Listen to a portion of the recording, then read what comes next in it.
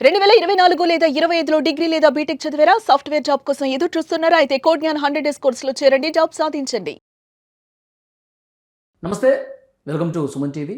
ప్రస్తుతం నాతో పాటు ప్రముఖ న్యాయవాది నాగేశ్వర పూజారి గారు ఉన్నారు. సార్తో మాట్లాడు. సార్ నమస్తే. సార్, ఈ మధ్యకాలంలో క్రెడిట్ కార్డు మోసాలు కూడా భారీగా జరుగుతూ ఉన్నాయి సార్. అంటే ట్రాన్సాక్షన్స్ చేయకపోయినా మన డబ్బులు మిస్ అయిపోతూ ఉంటాయి. జనరల్గా క్రెడిట్ కార్డు సంబంధించి మనకు సైబర్ నేరాల మోసాలే ఎక్కువ జరుగుతుంటాయి. ఓకే, మిస్యూజ్ కానీ సైబర్ నేరాలు కానీ జరుగుతుంటాయి. అంటే మన డేటాని వాళ్ళు ఏదో రకంగా తస్కరించి ఆ డేటాని బేస్ చేసేసుకొని వాళ్ళు మోసాలు చేస్తుంటారు. అదొక పాయింట్.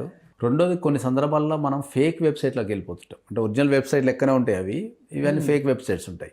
వాళ్ళు ఆ డేటాని ఎంటర్ చేసినప్పుడు ఆ డేటాని, ఆ క్రెడిట్ కార్డ్ డేటాలు అన్నీ స్టోర్ చేసేసుకొని మళ్ళీ దాని నుంచి కూడా వీళ్ళు వేరే సైట్లలో వీళ్ళు వాడుతుంటారు. ఓకే, ఇట్లా జరుగుతూ ఉంటాయి. ప్రతి క్రెడిట్ కార్డుకి మనం ఇన్సూరెన్స్ తీసుకోవాలి కంపల్సరీ. క్రెడిట్ కార్డు కూడా ఇన్సూరెన్స్ ఉంటుంది. అంటే అనాథరైజేషన్ ట్రాన్సాక్షన్ జరిగినప్పుడు కానీ, అది మిస్యూజ్ అయినప్పుడు కానీ, పోయినప్పుడు కానీ, థెఫ్ట్ జరిగినప్పుడు కానీ, క్రెడిట్ కార్డు వల్ల మనకు ఏ రకమైన ఫైనాన్షియల్, మనం వాడకుండా ఏ రకమైన ఫైనాన్షియల్ డ్యామేజ్ జరిగినా ఆ ఇన్సూరెన్స్ వాళ్ళు పే చేసే అవకాశం ఉంటుంది.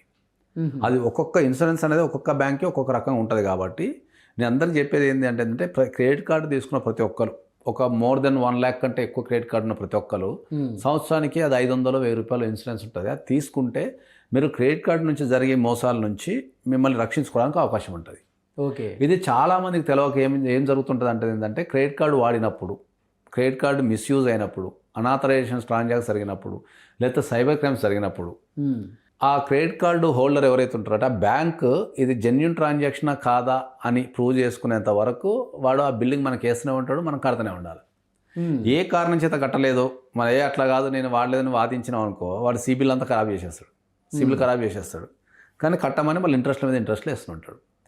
ఆ ట్రాన్సాక్షన్ జెన్యూన్గా జరిగిందా, జెన్యూన్గా జరగలేదా అని తెలుసుకోవడానికి, ఓకే, దాంతో ఇంకా మిగతా విషయాలు అది చేసుకోవడానికి ఏమవుతుంది ఏంటంటే మనకు లెంతీ టైం పడుతుంది. ఓకే, కాబట్టి ఇన్సూరెన్స్ కనుక మీరు తీసుకుంటే ఆ ఇన్సూరెన్స్ తీసుకోవడం వల్ల ఇన్సూరెన్స్ క్లెయిమ్ చేసుకునే అవకాశం ఉంటుంది. కాబట్టి ఈ క్రెడిట్ కార్డుకి హోల్డర్కి మధ్యలో ఇన్సూరెన్స్ ఉంటుంది. కాబట్టి మీ సిబిల్ ఖరాబ్ అయ్యే అవకాశం ఉండదు, హెవీ ఫైన్స్ పడి కట్టాల్సిన అవకాశం ఉండదు. ఇన్సూరెన్స్ వాడు ఎంక్వైరీ చేసుకొని దాన్ని క్లెయిమ్ ఇవ్వాలి అవుతుందని డిసైడ్ చేస్తాడు. ఓకే. అంటే చాలామంది సార్ దీని మీద ఇప్పుడు మీరు చెప్పింది అవగాహన లేక క్రెడిట్ కార్డులు ఇష్టారీతిని వాడేస్తూ ఉంటారు. సో ఇట్లా ప్రాబ్లం వచ్చినప్పుడు మాకు రక్షణ కల్పించండి అని చెప్పి వాళ్ళు పోలీసులను ఆశ్రయిస్తూ ఉంటారు. పోలీసులు కానీ బ్యాంకును కానీ కొద్దిగా ఆశ్రయిస్తుంటారు. అది జనరల్ జరిగేదే. కానీ భారతదేశంలో ప్రధానంగా నేర్చుకోవాల్సింది ఏంటంటే, ప్రపంచంలో మన ప్రతిదానికి ఒక ఇన్సూరెన్స్ ఉన్నాయి. ఇప్పుడు క్రెడిట్ కార్డుకి ఒక ఇన్సూరెన్స్ ఉంటుంది, మనం పర్సనల్ లోన్ తీసుకునే ఇన్సూరెన్స్ ఉంటుంది, హౌస్ లోన్ తీసుకునే ఇన్సూరెన్స్ ఉంటుంది, వెహికల్ ఇన్సూరెన్స్, అట్లా ప్రతి దానికి ఒక ఇన్సూరెన్స్ ఉంటుంది. మరి ఈ విషయం బ్యాంకులు చెప్పాలి కదా సార్. బ్యాంకులు ఈ క్రెడిట్ కార్డులకి ఇన్సూరెన్స్ కూడా ఉంటుందని చెప్పి అవగాహన కల్పించాల్సిన బాధ్యత ఎవరిది? కొన్ని సందర్భాలలో బ్యాంకులు చెప్పినా కూడా, నాకైన ఎక్స్పీరియన్స్ చెప్తున్నా, మనం తీసుకునే ప్రతి లోన్కి, ప్రతి హౌసింగ్ లోన్కి ఇన్సూరెన్స్ ఉంటుంది, ప్రతి వెహికల్ లోన్స్కి ఇన్సూరెన్స్ తెలవకుండా వాళ్ళు సంతకాలు పెట్టించేస్తారు. కొన్ని సందర్భాల్లో చెప్పరు, కొన్ని సందర్భాల్లో చెప్పినా వీళ్ళకి అవగాహన లేదు. అవగాహన లేకుండా ఏం చేస్తారంటే, ఇప్పుడు హౌస్కి ఇన్సూరెన్స్ తీసుకుంటాం కదా, హౌసింగ్ లోన్కి ఎప్పుడైనా ఫైనాన్షియల్ మనం కట్టలేనప్పుడు ఆ లోను, ఆ ఇన్సూరెన్స్ కాపాడుతాం, మనం ఒక 6 months కాపాడుతుంది. అది ఆ విషయం చాలా మంది తెలియక అది ఎన్పిఐ అయిందని చెప్పేసి బ్యాంకుల చుట్టూ తిరగటము, లేకపోతే అడ్వకేట్ ఆఫీస్ చుట్టూ తిరుగుతుంటారు. ఓకే, కాబట్టి మీరు ఏ పని చేసినా కూడా దానికి ఇన్సూరెన్స్ ఉందా లేదా అనేది జాగ్రత్త చూసుకోండి. ఆ ఇన్సూరెన్స్ కనుక ఉంటే దాన్ని, ఆ పేపర్ని జాగ్రత్త పెట్టుకోండి, దాని వ్యాలిడిటీ ఉన్నంత వరకు. ఎందుకంటే ఆ టైంలో వస్తే అదే కాపాడుతుంది. రెండోది ఏంటంటే, ఇన్సూరెన్స్ పాయింట్ చెప్పారు, ఇన్సూరెన్స్ ఉంటే 6 నెలలు ఈఎంఐ కట్టకపోయినాయి కదా. చాలా ఉన్నాయి అట్లా ఇన్సూరెన్స్. లోన్ తీసుకున్న వ్యక్తి చనిపోయినా అసలు లోనే కట్టాల్సిన అవసరం లేదు. ఓకే, చాలా ఉన్నాయి అట్లా ఇన్సూరెన్స్లు. జాబ్ పోయింది అనుకో, ఆ జాబ్ పోయినంత కాలం ఇన్సూరెన్స్ మనం ఈఎంఐ కట్టాల్సిన అవసరం లేదు. అట్లాంటి చాలా ఇన్సూరెన్స్ ఉన్నాయి.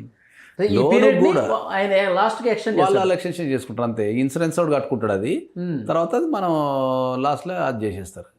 ఓకే, అట్లా చాలా ఇన్సూరెన్స్ ఉన్నాయి. కాబట్టి బ్యాంకింగ్ సంబంధించి ప్రతి ప్రొడక్ట్కి ఒక ఇన్సూరెన్స్ ఉంటుంది, అది ఖచ్చితంగా తీసుకోండి. తీసుకున్న తర్వాత దాన్ని పేపర్ జాగ్రత్తగా దాచుకోండి. ఇన్సూరెన్స్ అనేది ఎప్పుడు రిజెక్షన్ అవుతుంది ఏంటంటే, మనం అబద్ధాలు ఆడితేనే ఇన్సూరెన్స్ రిజెక్షన్ అవుతుంది. ఇన్సూరెన్స్ విషయంలో ఏ మాత్రం కూడా అబద్ధం ఆడద్దు. ఓకే, అబద్ధాలు ఆడేటి 2 విషయాలు ఉంటాయి ఎక్కువ. ఏదన్నా మనకు రోగాలు ఉంటే వాటిని దాచిపెట్టడం, ఏదైనా పాలసీలు ఉంటే వాటి గురించి చెప్పకపోవడం. ఇతర పాలసీలు ఉంటాయి. ప్రతి ఇన్సూరెన్స్లో క్వశ్చన్ ఉంటుంది, do you have any policies అని ఉంటుంది. చాలామంది ఇగ్నోర్ చేస్తారు, కొంత గుర్తుండదు, ఇగ్నోర్ చేసేస్తారు. అక్కడ ఆగాల, అక్కడ ఆగి కంపల్సరీ రాయాలి. రెండోది, do you have any health issues అంటారు, దాన్ని కూడా మంచిగా రాయాలి. కొంతమంది నాకు తెలియదులే ఏం చేస్తామని చెప్పేసి వాళ్ళకెట్ తెలుస్తా అనుకుంటారు, కానీ అంటే మన ఆధార్ నెంబర్ అది కొట్టేస్తే వచ్చేస్తుంది. ఎందుకు అంటే ఏంటంటే ఇన్సూరెన్స్లో కూడా మనం ట్రాన్స్ఫర్ చేసుకునే అవకాశం ఉంది. అంటే ఇప్పుడు మనం ఒక XYZ అనే కంపెనీ ఇన్సూరెన్స్ తీసుకున్నాం, వాడి సర్వీస్ నష్టం లేదు, వేరే దానికి మనం ట్రాన్స్ఫర్ చేసుకోవచ్చు సేమ్ ఇన్సూరెన్స్ని. మరి వీని దగ్గర ఉన్న డేటా మరి వీని దగ్గరికి రావాలి కదా, మరి వీని దగ్గరికి రావాలంటే వీళ్ళు ఇచ్చే బెనిఫిట్స్ ఇంకో ఇన్సూరెన్స్ కంపెనీ ఇస్తుందా? ఇస్తుంది. IRDA రూల్స్ సేమ్ ఉంటాయి అందరి, దాన్ని చెప్పే విధానంలో తేడా ఉంటుంది అంతే. జనరల్గా ప్రపంచానికి తెలియని విషయం ఏంటి అంటే ఇన్సూరెన్స్ పాలసీ అంతా ఒకటే ఉంటుంది. ఇన్సూరెన్స్ పాలసీలన్నీ ఒకటే ఉంటాయి. వాళ్ళు డిజైన్ చేసే విధానము నీకు ఎంతో కొత్తగా అనిపిస్తుంది అంతే. ఇక అన్ని తీసుకెళ్ళి ఒకటి దగ్గర పెట్టాలా, వాటి నుంచి వచ్చేటి మళ్ళీ అందరికి పంచాలా. ఓకే. ఇంకా చెప్పాలంటే ఏంటంటే గుత్తొంకాయ కర్రీ ఒక్కొక్క రకంగా వండుతారు. అది ఓవరాల్ గుత్తొంకాయ కర్రీ అది అంతే. ఆంధ్రలో ఒక తిరుగు వండుతారు, తెలంగాణలో ఒక తిరుగు వండుతారు, అందులో పల్లితో ఒకటి వండుతారు, షెట్టి రకరకాలు వండుతారు, కానీ కాయ ఒకటే. అట్లనే ఇన్సూరెన్స్ పాలసీలు అన్నీ ఒకటే. కాకపోతే ఏంటంటే వాటిని రాసే విధానము, జనాలకు చెప్పే విధానము, ప్రపంచంలో రకరకాల కేటగిరీస్ ఉంటారు కాబట్టి ఆ కేటగిరీస్కి చెప్పే విధానము బట్టి అవి రూపొందిస్తారు అంతే. సో డెఫినెట్గా చాలా మంచి పాయింట్ చెప్పారు సార్. ఎందుకంటే ఇన్సూరెన్స్ నేను ఎప్పుడైనా కూడా అన్ని మంచి పాయింట్లే చెప్తాను. ఇన్సూరెన్స్ అనేది చాలా అందరూ తెలుసుకోవాల్సినటువంటి విషయం. ఏదో ఇష్టం వచ్చినట్టుగా క్రెడిట్ కార్డులు తీసుకోవడం కావచ్చు, పాలసీలు తీసుకుంటారు, కానీ వాటికి ఇన్సూరెన్స్ ఉంటుంది అని చెప్పి చాలా క్లియర్గా చెప్పారు. ప్రతి ఒక్కరు కూడా ఈ విషయం మీద అవగాహన కలిగి ఉండాలి.